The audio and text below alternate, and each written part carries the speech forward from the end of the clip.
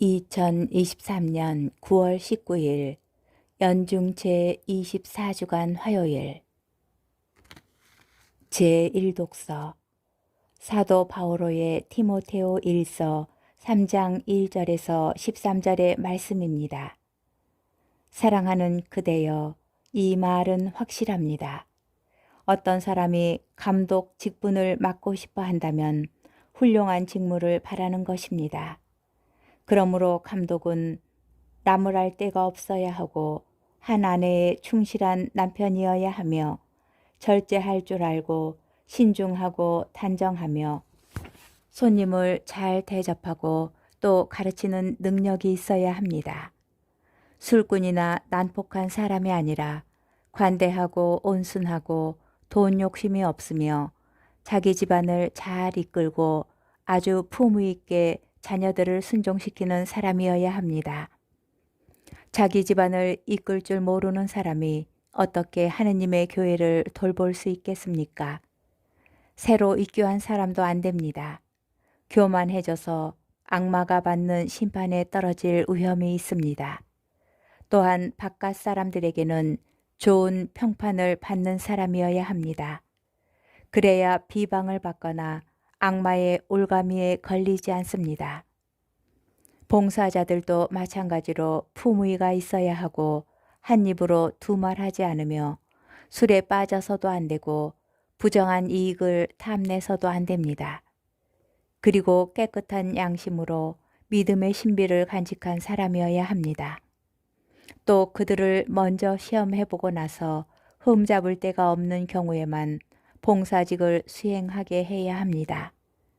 여자들도 마찬가지로 품위가 있어야 하고 남을 험담하지 않으며 절제할 줄 알고 모든 일에 성실해야 합니다.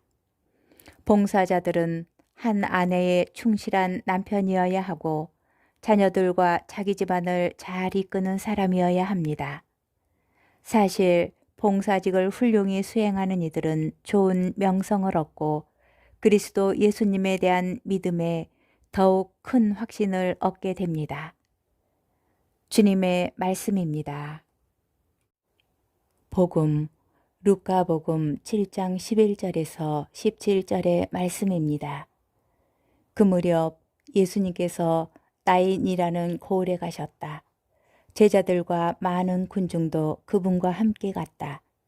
예수님께서 그 고을 성문에 가까이 이르셨을 때 마침 사람들이 죽은 이를 메고 나오는데 그는 외아들이고 그 어머니는 과부였다.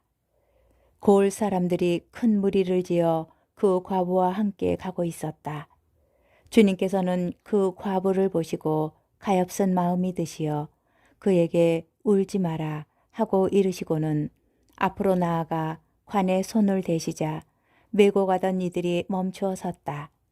예수님께서 이르셨다. 젊은이야, 내가 너에게 말한다. 일어나라.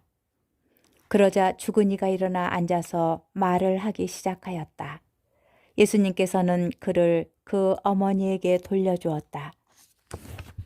사람들은 모두 두려움에 사로잡혀 하느님을 찬양하며 우리 가운데 큰 예언자가 나타났다. 또 하느님께서 당신 백성을 찾아오셨다 하고 말하였다.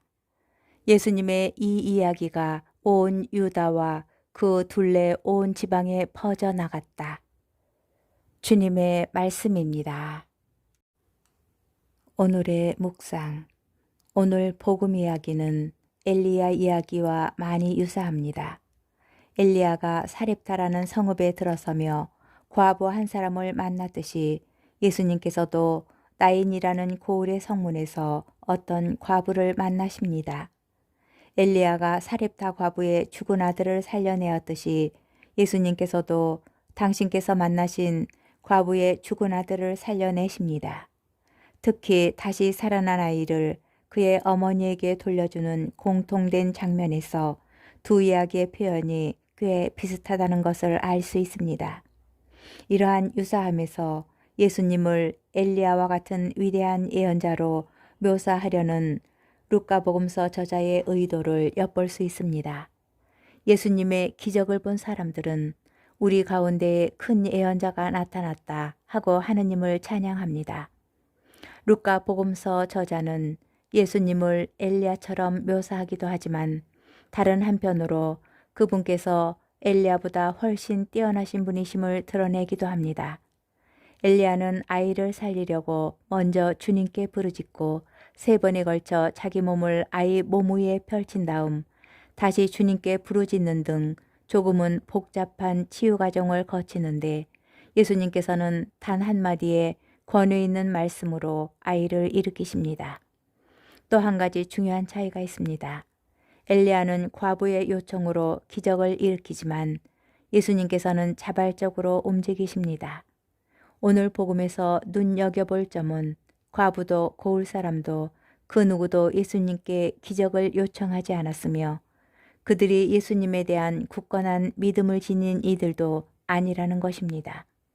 오로지 예수님의 가엾은 마음, 곧 하나뿐인 아들을 잃고 애처로이 울고 있는 과부에게 느끼신 그 연민의 정이 죽었던 이를 살아나게 한 유일한 동기였습니다. 혹시 여러분도 어떤 슬픔에 잠겨 울고 있습니까? 이미 그 딱한 사정을 굽어보시고 가엾은 마음이 드신 주님께서 여러분을 위로하십니다. 울지 마라. 주님의 위로 속에 깊은 울림이 느껴집니다. 우리의 믿음이 한참 부족할지라도 주님께서는 오로지 당신의 연민으로 우리의 눈물을 닦아주시고 앞으로 누리게 될 행복을 약속하십니다. 그래서 지금 우는 이가 행복하다고 말씀하셨던 것이 아닐까요?